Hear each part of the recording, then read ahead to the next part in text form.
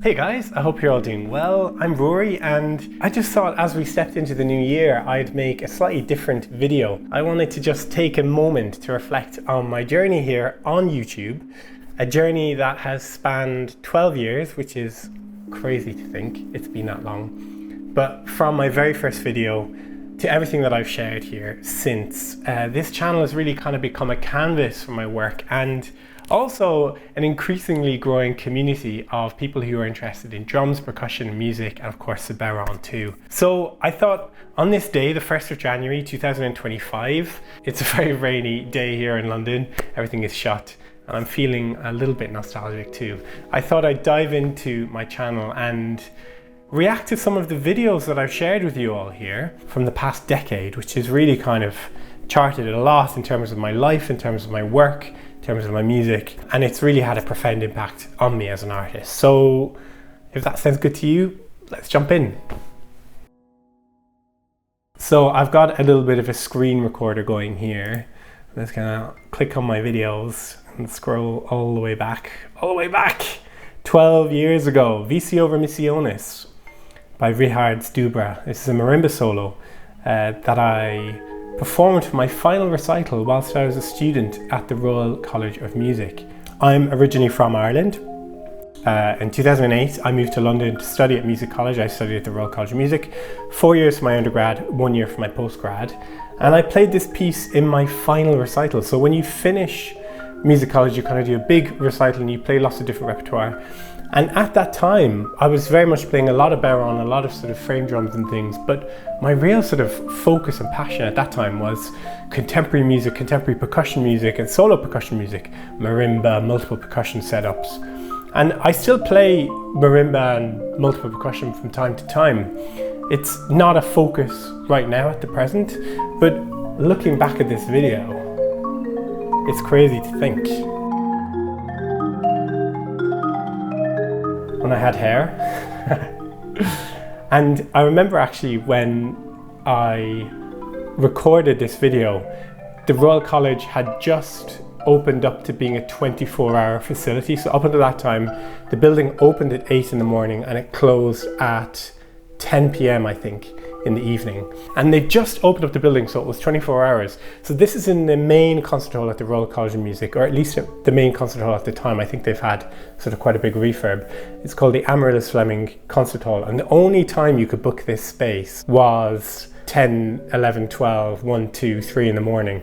So this is recorded at about 2 or 3 in the morning.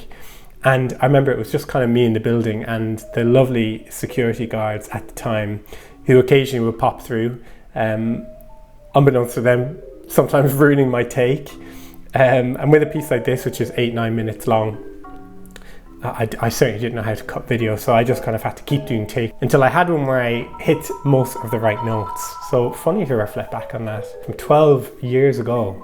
After posting a couple of videos whilst I was at music college, at the time, this was all before the iPhone. So I remember we had to hire out video recording devices from the studios at the Royal College. And we would have them for 24 hours or 2 days or something to make all our little recordings.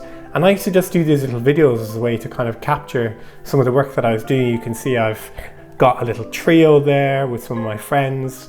I've done another solo piece, Cha Cha Cha by Paul Ruders. Again, that's a multi-percussion piece.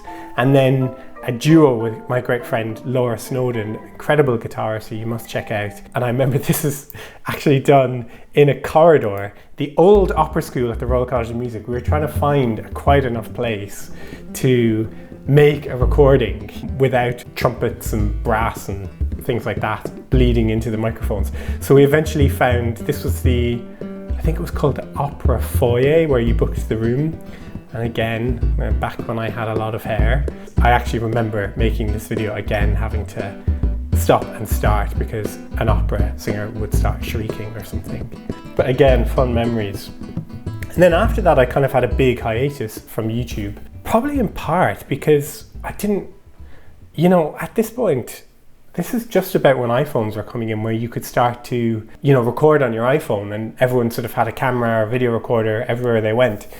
And once I finished music college, I really was sort of just getting on with work and focusing on establishing myself here in London where I stayed after music college. And that kind of brings me up to the next big kind of milestone for me, which is this video, which was released 6 years ago, 4th of May 2018. This is The Hidden Drummers of Iran, at least the trailer. And at the beginning of 2018, in fact, on I think it was the 3rd of January 2018, I actually went to Iran for a couple of weeks to make a documentary. I'd been planning it for almost a year before that. And this was a whole new territory. I'd never made a film before. I'd never been to Iran before. Never made a documentary. I really had to kind of teach myself all of the skills around that. So this was a huge kind of milestone for me. And as well, it was in Iran. You know, today, nearly impossible for anyone really to visit Iran safely. And certainly making a film, back then it was sketchy. I think because I wasn't established as a filmmaker or a journalist or anything like that, I was able to sort of skirt the boundaries of getting in relatively safely and operating there for 2 weeks. But I remember there was definitely a few sort of moments during that trip where it felt a little bit sketchy. It felt like we had to be a little bit cautious. But I guess as well, at the genesis of it, the idea with that film was to really just chart my own journey into this totally different musical culture that I'd been really fascinated by, really interested in. But I had very, very little information about it. I didn't know much about this music. I was very attracted to the tombak drum. I loved the sound of it and how it accompanied the music. Very different to the bodhrán. Almost more like a melodic instrument, certainly how the kind of master players are using it, creating almost melodic patterns that fit with the music. Very frenetic, very beautiful. So that's kind of what really inspired me to go make it. But as I'm just looking back here, yeah, it's hard to believe that this was 18, 19, 22, 23, 24, 25, 7 years ago. 7 years ago. Since I was there. A little bit of colour behind the trip as well. On New Year's Eve, I had been at a little sort of party, a small gathering, and was absolutely starving on my way and got a smoked salmon sandwich, Tesco's finest. And I remember, like, as we got near to midnight and, I was like, gosh, I feel like a little bit unwell, and then kind of got food poisoning the next day, not to go into too many of the gory details.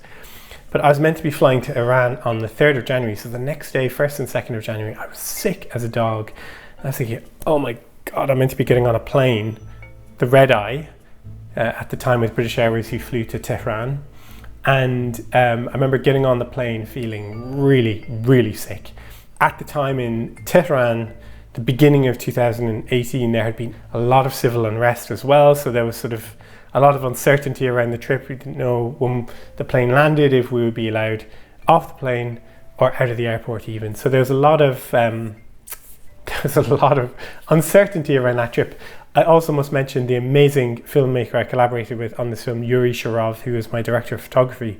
This film, a great guy who I met in London. We were both studying, him studying film, me studying music. We met by complete chance, where Yuri was paired with my folk band at the time, Tyrolis, to take pictures of us for a kind of a scheme that we were involved with. And so I'd met Yuri and become friends with Yuri and a big admirer of his work.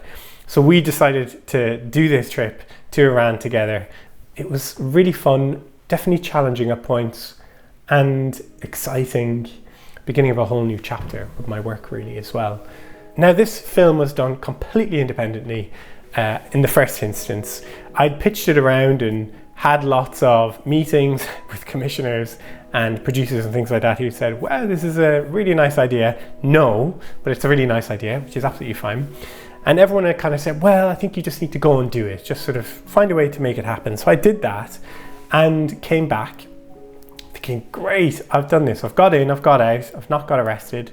I've got loads of footage that I am really proud of, met the most incredible people, and I think we have some really lovely stories. And everyone said, wow, this is really interesting, this is really nice. No, but really interesting and really nice. So I was sort of in this position where I was like, God, what am I going to do now? I have to finish this film. I have a responsibility. I have a responsibility to my new friends in Iran. I have invested a lot of time, energy, passion, and of course money too in getting this off the ground. So at that point, I did a Kickstarter campaign. That was in the middle of 2018 when I sort of exhausted all the different avenues to try and get funding for this film. And a huge community of people got behind the project. And it meant that I could work with an editor, color grading, sound mixer, and do all those final bits of post-production, at which that point, I had no idea how to edit. I had very limited videography skills. And I really had to learn all of that as I went. So Hidden Drummers of Iran, that was a big sort of milestone for me and taught me a lot about making films and sharing them with you all on YouTube. Shortly after that, I started really becoming passionate about the filmmaking process. And as a way almost to kind of practice my new skills, I started making bodhrán tutorials. Now, I've been running bodhrán courses here in London and loving doing that and meeting the most incredible people and sharing this drum, which I'm very passionate about. And a lot of people after the workshops would say, oh God, can you just do like a little video where you sort of just go through everything that we did in the lesson so that we can go back and kind of revisit it. So I thought, yeah, that's a great idea. I've got some new cameras, I've got new sound equipment and lights and things like that. I'll set them up and I'll do some tutorials. So that was the end of 2019 when I started making bodhrán tutorials on YouTube. I'm looking back at this first one and how to play bodhrán lesson 1. This was at the end of 2019 that I did this one. It's crazy to think that it's got 338,436 views, which fills me with joy that so many people have watched this video to learn about the bodhrán. That's really magic. And of course then after that, I released a whole series on how to play bodhrán. That brings us into the beginning of 2020, the infamous 2020, where everything changed. And at this point, having built up a little bit of momentum with this YouTube thing, getting back into my YouTube channel with the bodhrán lessons, I thought, you know what? I'd been pitching my Iran documentary, and at the beginning of 2020, there was a horrible incident in Iran which triggered a period of political unrest in Iran, and I just thought, this is the time to share this film. I uploaded it to YouTube and shared it, the full documentary of Hidden Drummers of Iran. So there was definitely part of me that wished that the film was distributed through, you know, a streamer or whatever. This is before, of course, this is before the pandemic as well, when self-publishing wasn't as prominent as it is today. But I released it online. It got great traction. Loads of people watched it, which was really important to me. And then SVT in Sweden actually licensed the film. They approached me and they licensed it for 3 years, which is actually, I think, just about finished. And they put it on telly a couple of times in Europe, which was really exciting. So again, it's just so nice to think that my film, which I guess is a kind of celebration and exploration of Iran as a place, the traditions, the people, and it's just lovely to think that that has found an audience. A couple of weeks after that, the unspeakable lockdowns and everything that goes along with it, March of 2020, and we were all confined to our homes. And a lot more people started engaging with YouTube and streamers and media, online media and all of that kind of stuff, which was very exciting in a way because it meant a lot more people were on YouTube, and I thought, great, fantastic, I'm going to continue to develop my bodhrán series, my bodhrán education series, and released jigs and hornpipes and slip jigs. Loads of people have enjoyed those. I'd also the previous year spent a couple of weeks again with Ruairi in India, exploring the music of southern India, Carnatic music, and in particular the Kanjira drum, which I'd been really fascinated in and I wanted to study. I'd actually gone to India a few years before that to sort of learn about Kanjira and had done some groundwork. August of 2018, we booked some cheap flights and off we went to go and make this documentary about Carnatic rhythm, and in particular the Kanjira too. The first part of 2020, I'd been kind of pitching that around and trying to get meetings and all of that kind of stuff, and had some nice feedback, but of course, no, it's a nice idea, I hope you do it, sort of thing. And at that point during the pandemic, I'd really been sort of working on my editing skills, my filmmaking skills, and cinematography. And I actually thought, you know what, I'm just going to cut this and I'm going to make a documentary series for my YouTube channel. We've had such a beautiful time in India filming. Met the most incredible people, Gautam Giridhar Udupa, Sunad and Sachin, amazing young musicians. And Lata Ramachar, fantastic, the only female Kanjira artist in the whole of India. So we'd had this incredible time, and I just wanted to share it at that point. I was getting more confident with my editing skills, I was working a lot on it, and that really resulted in Hidden Drummers of India, a 3-part documentary series, which I released, and a handful of people watched it, which was lovely, and I thought, yay, great, lots of people have watched this. And then a couple of months later, I remember like checking in on my YouTube channel analytics board and having a look, and it had just started to kind of go crazy. Like the first part has 411,000 views, which is wild. The second part has 413,000 views, and it just kind of exploded in a way. And so many people commenting about the stories that we shared in the documentary. A lot of people in India watched the film and were really, really positive about it, which was a great relief, because that is the great testament. One of the things that I'm very conscious when I go and I work in a different place is not to appropriate the culture or try and explain somebody else's culture. It's very much about kind of amplifying the voices of the subjects of the films, who of course a lot of the time people I've built relationships with, you know, who've been teachers of mine, who've taught me about the music. So it's a very interesting kind of dichotomy, trying to get the balance right. So that was Hidden Drummers of India, and at that point I sort of thought, yes, YouTube is the way forward. Of course, at that time as well, a lot of my work, live performing work and education work, teaching, leading workshops, developing creative, collaborative education projects and so on, that all had kind of evaporated. So it was also a time where I could really focus on what I was offering online in terms of my YouTube channel, but also developing online courses, which I have a number you can check out, all linked in the video description. The next big project on my YouTube channel was something that, again, I'd been really fascinated about for many years, the music of Campania in southern Italy, in particular these big tambourines called tamora.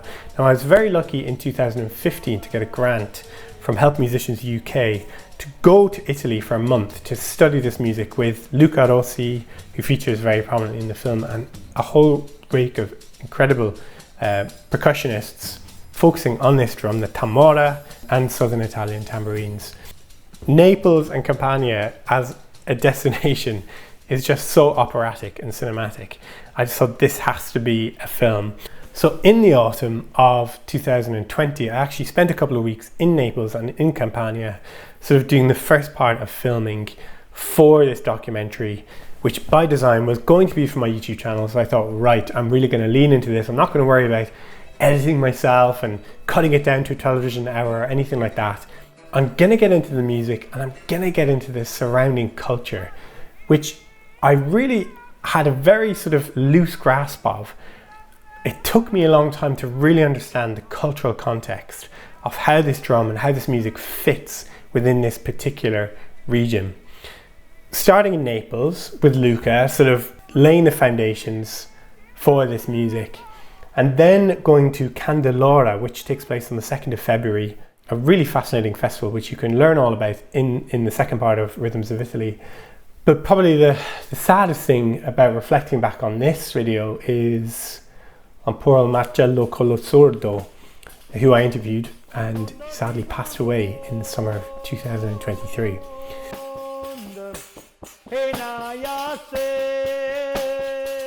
The documentary series was hinged around the festivals that take place throughout the year in Campania. Some really crazy ones. We've got Madonna della Gallina, Madonna of the Hens, which is a sort of Christian, pagan festival that's been happening for several hundred years. There was Sabato di Fuochi, Saturday of the Fires, where I almost rode off my rental car, which was really, really almost catastrophic to think back.